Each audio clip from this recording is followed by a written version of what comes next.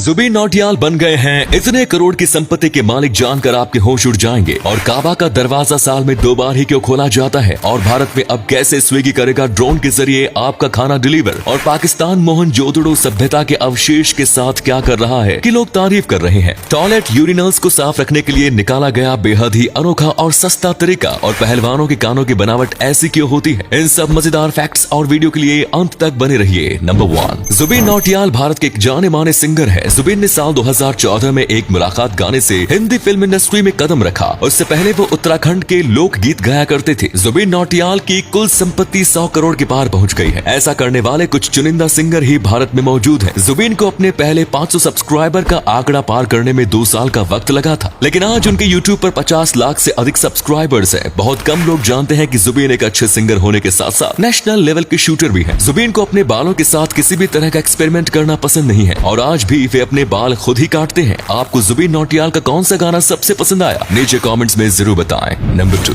इन दिनों भारत में food delivery apps के बीच जल्दी खाना डिलीवर करने की होड़ मची हुई है। ब्लिंकिट और जोमेटो जैसी कई वेबसाइट्स 10 मिनट में ऑर्डर डिलीवर करने का दावा कर रही हैं। वहीं स्विगी अपने डिलीवरी स्पीड को बढ़ाने के लिए अब ड्रोन की मदद लेगा। स्विगी ने भारत की सबसे बड़ी drone startup company Garud drone के साथ टाइप किया है। फिलहाल ट्रायल के लिए दिल्ली और बेंगलोर में इस सुविधा की शुरुआत की जाएगी। ड्रोन सर्विस की बात सुनकर आपके मन में कई सवाल होंगे कि क्या आपको छत पर जाना पड़ेगा या खिड़की से ही ऑर्डर मिलेगा। आपको बता दें कि ड्रोन का काम रेस्टोरेंट से फूड लेकर आपके घर के पास खड़े फूड डिलीवरी मैन तक ऑर्डर पहुंचाना होगा, और फिर वो डिलीवरी मैन ही आपके घर तक का खाना लेकर आएगा। इससे आने जाने का वक्त, पेट्रोल और मेहनत बचेगी। साथ ही जाम और खराब सड़कों से भी छुटकारा मिल जाएगा। नंबर 3, टॉयलेट्स को साफ सुथरा रखने के लिए एम्स्टर्डम के एयरपोर्ट ने एक बहुत ही सस्ता तरीका ढूंढ निकाला है। एयरपोर्ट पर सभी यूरिनल्स में एक मच्छर की पिक्चर लगा दी गई है, जिसे पहली बार देखने पर वो बिल्कुल रियल लगती है। ऐसे में जब भी कोई आदमी यूरिनल्स में आकर टॉयलेट करेगा तो वो सबसे पहले मच्छर को ही अपना निशाना बनाएगा,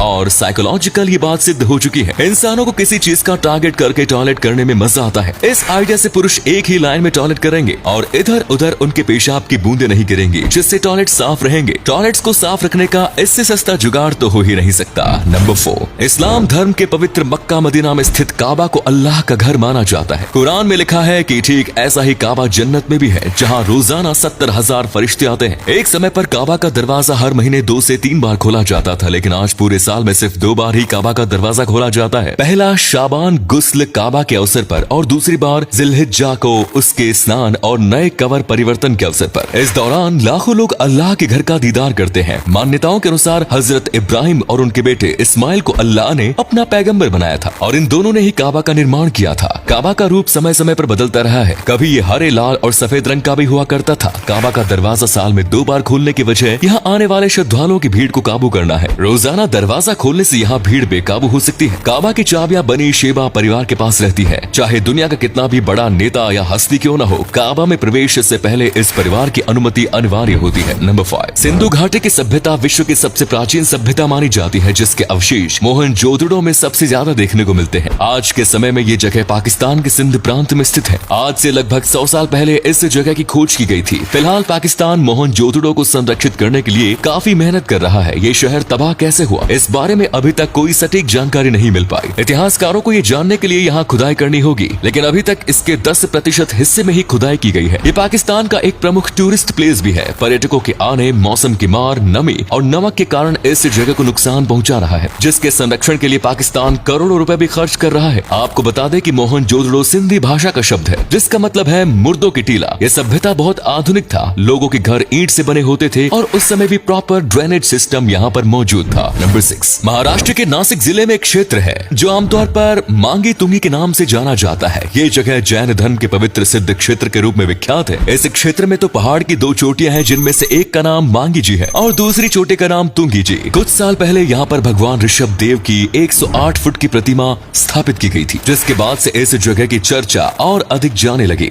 लेकिन यहाँ के पहाड़ों में मूर्तियों की नक्काशी की गई है, जो 651 विक्रम संवत के समय की मानी जाती है। जैन धर्म की मान्यताओं के अनुसार भगवान राम, हनुमान, सुग्रीव, नल और नील यहीं से मोक्ष गए थे। इन नक्काशियों में मुनि बलराम, जो श्री कृष्ण के बड़े भाई थे, उनका भी चित्र बना हुआ है। ये भी कहा जाता है कि श्री कृष्ण का अंतिम संस्कार इसी जगह पर हुआ था। मांगी तुंगी में कई गुफाएं भी बनी हुई है। इसके अलावा पूरे महाराष्ट्र में 19 जगहों पर जैन धर्म के प्राचीन होने के सबूत पाए गए हैं, और लगभग 70 गुफाएं सिर्फ महाराष्ट्र में मौजूद है। नंबर 7, आपने कभी न कभी ध्यान दिया हो तो देखा होगा कि पहलवानों के कानों की बनावट अलग प्रकार की होती है। असल में पहलवानों के कानों की हड्डियां टूटी हुई होती हैं। पहलवानी करते समय कई बार शरीर का तापमान बहुत अधिक बढ़ जाता है, जिस कारण कान पर थोड़ी सी चोट से भी ब्लड सेल्स और हड्डियां क्षतिग्रस्त हो सकती है। ब्लड वेसल्स टूटने के बाद कान में खून इधर उधर बहने लगता है, जिस वजह से उसकी शेप बिगड़ जाती है। पहलवान अपनी टूटी हड्डी का इलाज नहीं कराते, क्योंकि इलाज के बाद दोबारा हड्डी टूटने का डर रहता है और कान की हड्डी टूटने पर कोई समस्या भी नहीं होती, इसीलिए वे इन्हें ऐसा ही छोड़ देते हैं। पहलवानों की तरह दिखने वाले कानों को अंग्रेजी में कॉलीफ्लावर ईयर कहा जाता है। और अगले फैक्ट पर जाने से पहले इस फोटो को ध्यान से देखिएगा और बताइएगा कि आपको किस एक्टर का फोटो दिखाई दे रहा है। इससे पता लगेगा आपका दिमाग और आपकी आंखें कितनी तेज है।